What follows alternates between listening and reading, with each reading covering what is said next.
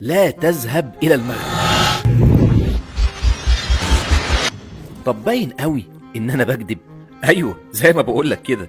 اعمل فولو وتعالى أقولك ليه. لأنك ما ينفعش ما تروحش المغرب وتفوت على نفسك مدينة بجمال شفشاون اللي ملهاش شبيه في العالم، أو ما تزورش مدرسة ابن يوسف اللي هتبهرك بجمال فنها المعماري وزخارفها وألوانها المغربية الأصيلة، والقهوة كمان في كافيه دار الباشا اللي هتحس فيه بالأصالة والفخامة، غير تجربة البالون المميزة جدا وكلها أكشن وانبساط.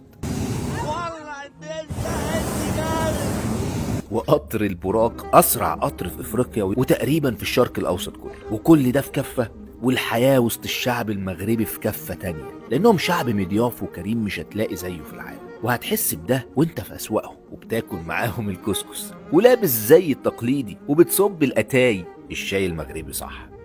هيحسسوك إنك واحد منهم. فاسمع مني، غلطة عمرك لو مرحتش المغرب.